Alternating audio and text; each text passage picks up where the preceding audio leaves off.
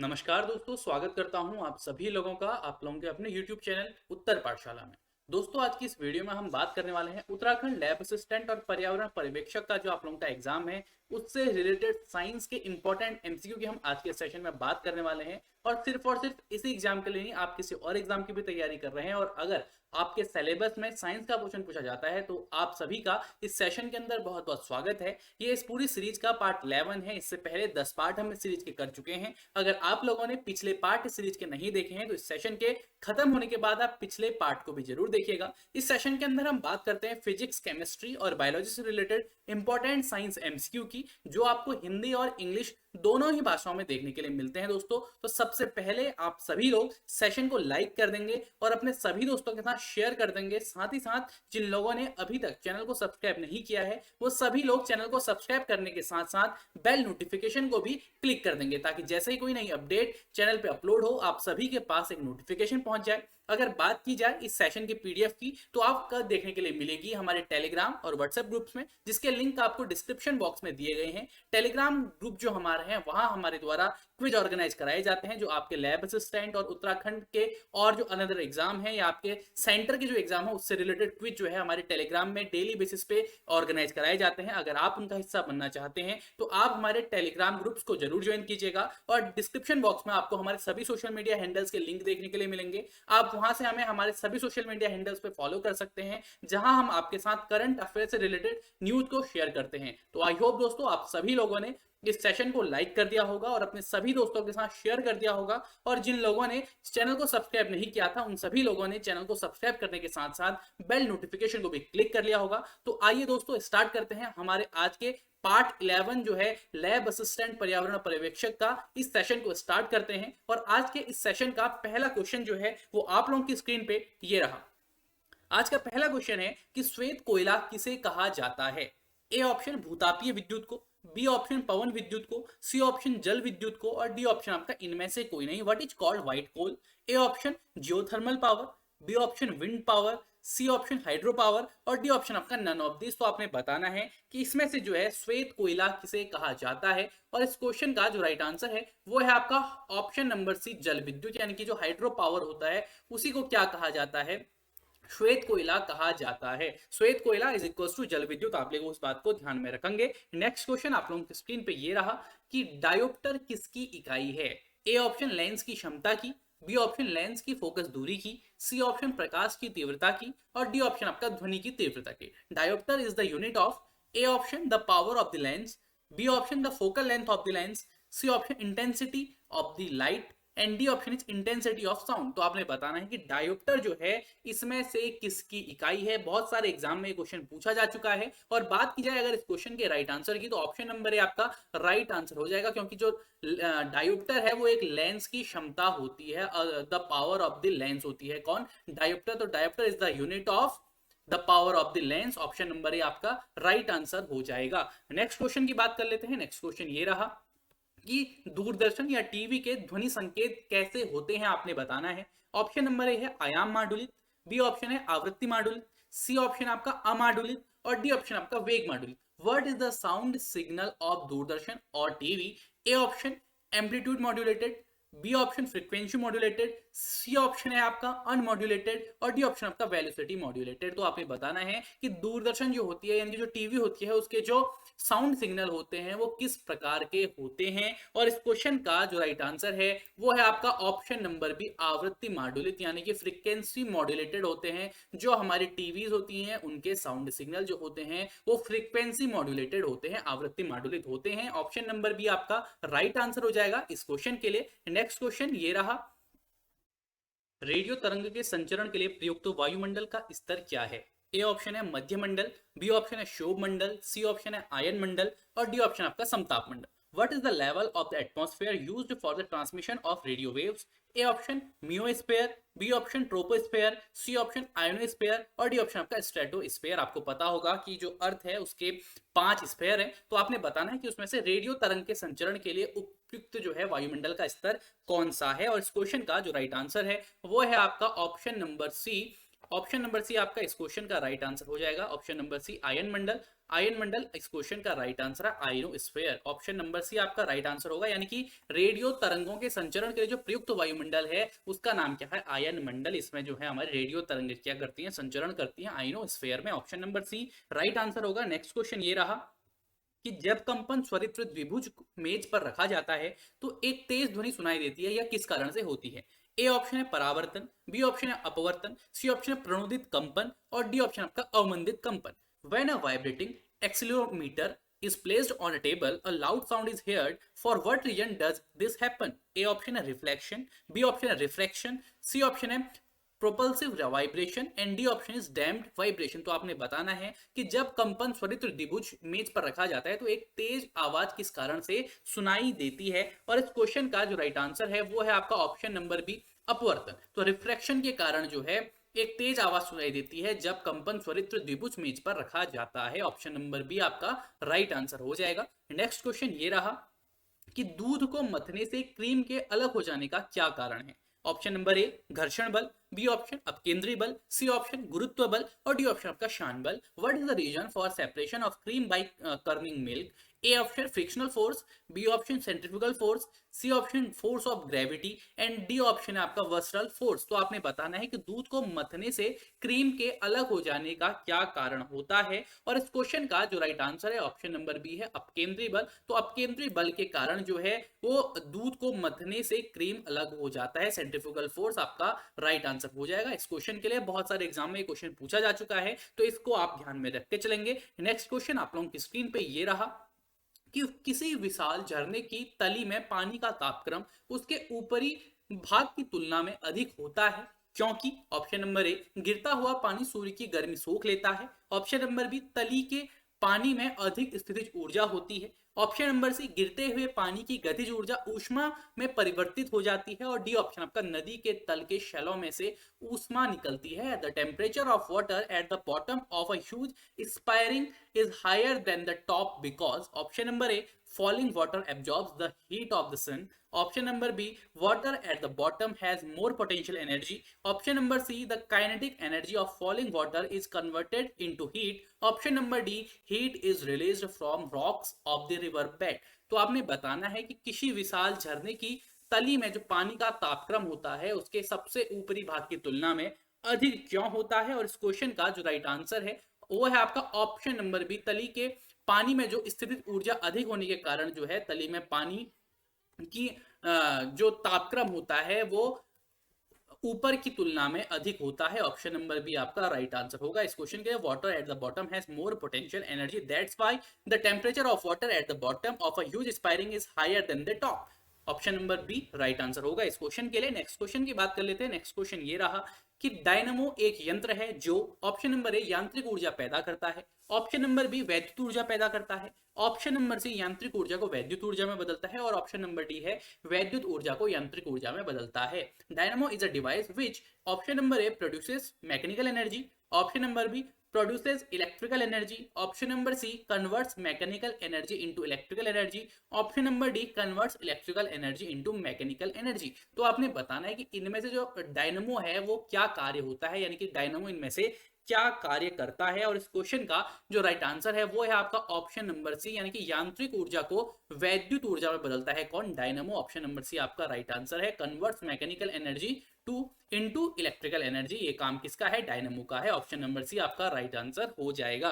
Next question आप लोगों की स्क्रीन पे ये रहा कि सेमीकंडक्टर का एक उदाहरण है। Option number A German silver, option number B germanium silver, option number C phosphorus और option number D arsenic. What is an example of semiconductor. Option number A German silver, option number B germanium, option number C phosphorus, option number D arsenic. तो आपने बताना कि इनमें से semiconductor का एक उदाहरण कौन सा है, और इस क्वेश्चन का जो राइट आंसर है वो है आपका ऑप्शन नंबर बी जर्मेनियम। तो जर्मेनियम आपका राइट आंसर हो जाएगा। ऑप्शन नंबर बी ये एक सेमीकंडक्टर का उदाहरण है, option number B right answer होगा। ये क्वेश्चन पूछे जाने के आपके ज्यादा चांसेस हैं, यानी कि सेमीकंडक्टर है जो सेमीकंडक्टर से रिलेटेड क्वेश्चन है वो पूछे जाने के ज्यादा चांसेस इसलिए हैं क्योंकि अभी गवर्नमेंट की जो एक स्कीम चल रही है वो सेमीकंडक्टर का जो हमारा फील्ड है उसको बढ़ावा देने के लिए चल रही हैं, उसी के लिए इनिशिएटिव सरकार के द्वारा लिए गए हैं। तो सेमीकंडक्टर का जो है एक हाईलाइटेड मुद्दा भी बना हुआ है। तो करंट अफेयर बेस्ड जो क्वेश्चन होते हैं बहुत सारे एग्जाम में देखने के लिए मिलते हैं, चाहे वो आपके साइंस वाले एग्जाम हो, चाहे वो आपके जीएस सब्जेक्ट से रिलेटेड एग्जाम हो, तो सेमीकंडक्टर एक बहुत इंपॉर्टेंट टॉपिक बन जाता है। तो इसको आप अपने ध्यान में रख के जरूर चलेंगे। और इनमें से सेमीकंडक्टर के उदाहरण के बारे में हमने बात कर ली है, जर्मेनियम उसका एक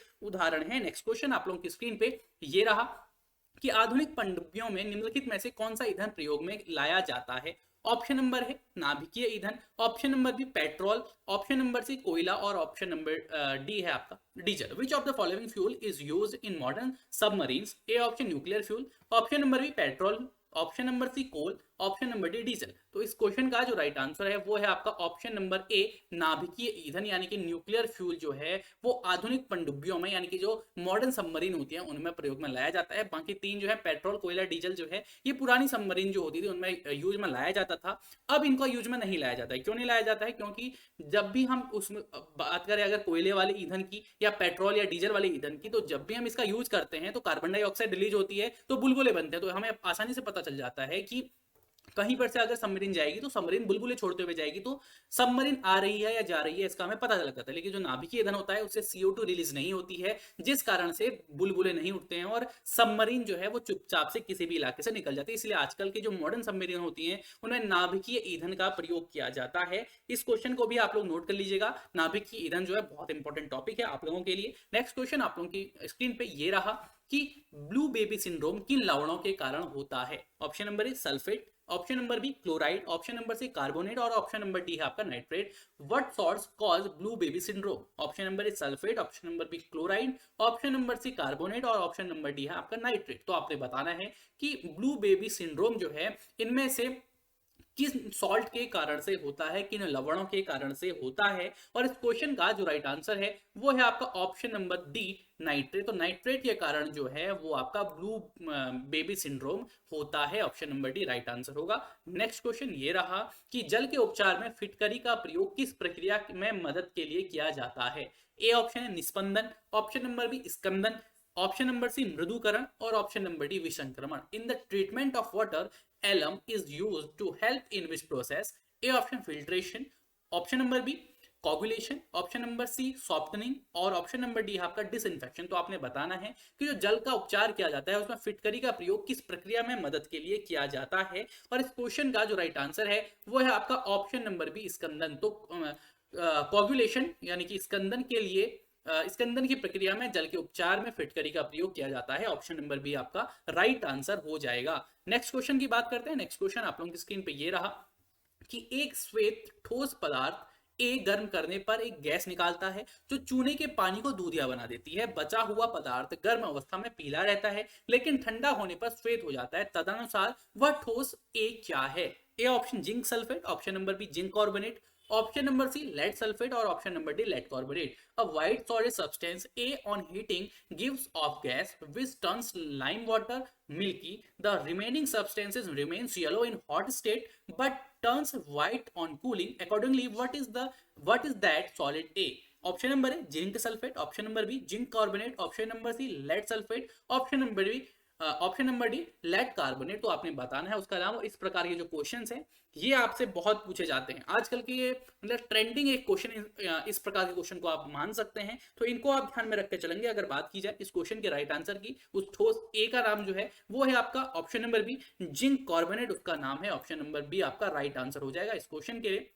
यानी कि जो एक श्वेत ठोस पदार्थ है जो क्या है जिंक कार्बोनेट है, उसे जब गर्म किया जाता है तो उससे एक गैस निकलती है जो चूने के पानी को क्या करती है दूधिया बना देती है। और बचा हुआ जो पदार्थ जो है गर्म अवस्था में तो पीला रहता है लेकिन जब वो ठंडा हो जाता है तो वो क्या श्वेत हो जाता है यानी कि सफेद हो जाता है। तो ये ठोस पदार्थ क्या है जिंक कार्बोनेट है। ऑप्शन नंबर बी आपका राइट आंसर होगा इस क्वेश्चन का। नेक्स्ट क्वेश्चन आप लोगों की स्क्रीन पे ये रहा कि हाइड्रोजन बम किस सिद्धांत पर आधारित है। ऑप्शन नंबर ए नियंत्रित विखंडन अभिक्रिया, ऑप्शन नंबर बी अनियंत्रित विखंडन अभिक्रिया, ऑप्शन नंबर सी नियंत्रित संलयन अभिक्रिया, ऑप्शन नंबर डी अनियंत्रित संलयन अभिक्रिया। हाइड्रोजन बम किस सिद्धांत पर आधारित है आपने बताना है। माफ कीजिएगा इसका जो इंग्लिश है वो ट्रांसलेट नहीं हो पाई है तो आपको हिंदी में इसका आंसर देना पड़ेगा। और आसान सा क्वेश्चन है इंग्लिश की जरूरत है भी नहीं इसमें। तो आपने बताना है कि हाइड्रोजन बम जो है किस सिद्धांत पर जो है वो कार्य करता है। अगर बात की जाए इसके राइट आंसर की, तो इस क्वेश्चन का जो राइट आंसर है वो है आपका अनियंत्रित संलयन अभिक्रिया। ऑप्शन नंबर डी आपका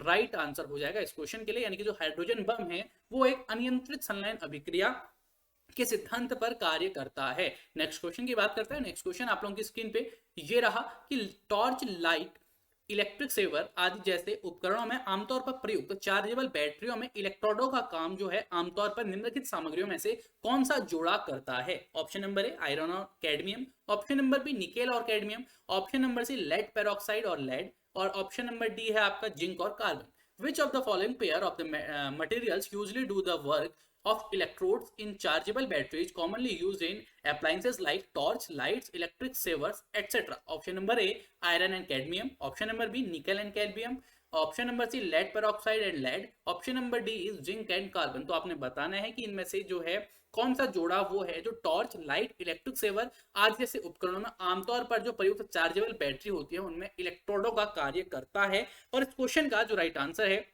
वो है आपका ऑप्शन नंबर डी जिंक और कार्बन। जिंक और कार्बन आपका राइट आंसर हो जाएगा इस क्वेश्चन के लिए। ऑप्शन नंबर डी आपका राइट आंसर है। नेक्स्ट क्वेश्चन की बात करते हैं। नेक्स्ट क्वेश्चन ये रहा कि जल के उपचार में चारकोल का प्रयोग किस रूप में किया जाता है। ऑप्शन नंबर ए विलायक, ऑप्शन नंबर बी अधिशोषक, और ऑप्शन नंबर सी अवशोषक, और ऑप्शन नंबर डी स्कंदक। How is charcoal use in water treatment. ये ऑप्शन है solvent, option number B absorbent, option number C absorber, और ऑप्शन नंबर डी है coagulant. तो आपने बताना है कि जल के उपचार में चारकोल का प्रयोग किस प्रकार से किया जाता है। अभी हमने आगे हमने एक क्वेश्चन किया था तो उसमें हमने बात की थी जल के उपचार में फिटकरी का किस प्रकार से प्रयोग किया जाता है। अब आपने बताना है कि जल के उपचार में जो है चारकोल का प्रयोग किस प्रकार से किया जाता है। और इस क्वेश्चन का जो राइट आंसर है वो है आपका ऑप्शन नंबर बी अधिशोषक के रूप में उसका कार्य किया जाता है, एडजॉर्बेंट के रूप में उसका कार्य किया जाता है। ऑप्शन नंबर बी आपका राइट आंसर हो जाएगा। तो जल के उपचार में चारकोल का प्रयोग एक अधिशोषक के रूप में किया जाता है। नेक्स्ट क्वेश्चन की बात करते हैं। नेक्स्ट क्वेश्चन ये रहा कि मोमबत्ती बनाने के लिए प्रयुक्त रासायनिक दृष्टि से एक मिश्रण है। ऑप्शन नंबर ए एलिफैटिक हाइड्रोकार्बनों का, ऑप्शन नंबर बी एरोमेटिक हाइड्रोकार्बनों का, ऑप्शन नंबर सी चक्रीय यानी कि साइक्लिक हाइड्रोकार्बनों का, ऑप्शन नंबर डी एलिफैटिक और एरोमेटिक हाइड्रोकार्बनों का। और mixture chemically used to make candles is option number A aliphatic hydrocarbons, option number B aromatic hydrocarbons, option number C cyclic hydrocarbon, option number D aliphatic and aromatic hydrocarbon. तो आपने बताना है कि इसमें से किस मिक्सचर का जो यूज है वो मोमबत्ती बनाने के लिए किया जाता है। और इस क्वेश्चन का जो राइट आंसर है वो है आपका ऑप्शन नंबर ए एलिफैटिक हाइड्रोकार्बनों का जो यूज है वो मोमबत्ती बनाने के लिए किया जाता है। ऑप्शन नंबर ए आपका राइट आंसर हो जाएगा। और दोस्तों आपको इस सेशन की जो पीडीएफ फाइल है वो आपको हमारे टेलीग्राम और व्हाट्सएप ग्रुप्स में देखने के लिए मिल जाएगी, जिसके लिंक आपको डिस्क्रिप्शन बॉक्स में दिए गए हैं। डिस्क्रिप्शन बॉक्स में दिए गए लिंक में आपको सोशल मीडिया हैंडल्स के लिंक दिए जाएंगे, जहां आप हमें फॉलो करके डेली करंट अफेयर न्यूज जो हम आपके साथ शेयर करते हैं उनका फायदा उठा सकते हैं। और दोस्तों अगर आपने अभी तक सेशन को लाइक नहीं किया है तो सेशन को लाइक एंड शेयर आप जरूर कीजिएगा, और सब्सक्राइब भी चैनल को करने के साथ साथ बेल नोटिफिकेशन को क्लिक करके चलेंगे। आगे बढ़ते हैं नेक्स्ट क्वेश्चन की ओर। नेक्स्ट क्वेश्चन ये रहा कि निम्नलिखित में से किस मत का प्रयोग पुरातत्वीय महत्व की अति प्राचीन वस्तुओं की तिथि निर्धारण के लिए किया जाता है। Option number A phosphorus 31, option number B tritium, और option number C radium, option number D carbon 14। Which of the following items is used for the dating of very ancient objects of archaeological importance. Option number A phosphorus 31, option number B tritium, option number C radium, और option number D आपका carbon 14। और बहुत ही आसान question है आज के session का, ये बहुत आसान क्वेश्चन है और बहुत सारे एग्जाम में पूछा जा चुका है। तो निम्नलिखित में से किस मत का प्रयोग आपने बताना है पुरातत्वीय महत्व की अति प्राचीन वस्तुओं के तिथि निर्धारण के लिए किया जाता है। और इस क्वेश्चन का जो राइट आंसर है, जो मेरे को लगता है कि सभी ने गेस कर लिया होगा, ऑप्शन नंबर डी कार्बन 14 जो है, जिसे आप कार्बन डेटिंग के नाम से भी जानते हैं, कार्बन 14 का उसमें यूज किया जाता है। तो ऑप्शन नंबर डी आपका राइट आंसर हो जाएगा इस क्वेश्चन के लिए। नेक्स्ट क्वेश्चन की बात करते हैं। नेक्स्ट क्वेश्चन ये रहा कि फॉर्मेलिन एक जलीय विलयन है। ऑप्शन नंबर ए मिथेनॉल का, ऑप्शन नंबर बी इथेनॉल का, ऑप्शन नंबर सी फ्रैक्टोज का, option number D nitric acid का। Formalin is aqueous solution of option number A methanol, option number B ethanol, option number C fructose, और option number D nitric acid. तो आपने बताना है कि formalin जो है इनमें से किसका एक जलीय विलयन है। और इस क्वेश्चन का जो राइट आंसर होगा वो होगा आपका ऑप्शन नंबर ए मिथेनॉल का एक जलीय विलयन कौन है, वो है आपका फॉर्मेलिन। ऑप्शन नंबर ए आपका राइट आंसर हो जाएगा। नेक्स्ट क्वेश्चन की बात करते हैं। नेक्स्ट क्वेश्चन ये रहा कि अम्ल वर्षा वनस्पति को नष्ट कर देती है, क्योंकि ऑप्शन नंबर ए नाइट्रिक अम्ल उसमें होता है इस कारण से, ऑप्शन नंबर बी ओजोन के कारण से, option number C carbon monoxide के कारण से, और ऑप्शन नंबर डी सल्फ्यूरिक अम्ल के कारण से। Acid rain destroys vegetation because it, A option contains nitric acid, B option contains ozone, option number C contains carbon monoxide, option number D contains sulphuric acid. तो आपने बताना है कि अम्ल वर्षा जो है वनस्पति को नष्ट कर देती है, क्योंकि उसमें इनमें से क्या होता है, और इस क्वेश्चन का जो राइट आंसर है वो है आपका ऑप्शन नंबर डी सल्फ्यूरिक अम्ल, option number D it contains sulphuric acid, that's why acid rain destroys vegetation, option number D आपका राइट आंसर हो जाएगा। नेक्स्ट क्वेश्चन ये रहा कि रक्त का थक्का जमाने में किस विटामिन का योगदान होता है। Option number A vitamin A, option number B vitamin B, option number C vitamin C, और ऑप्शन नंबर डी है आपका vitamin K. Which vitamin contributes to blood clotting.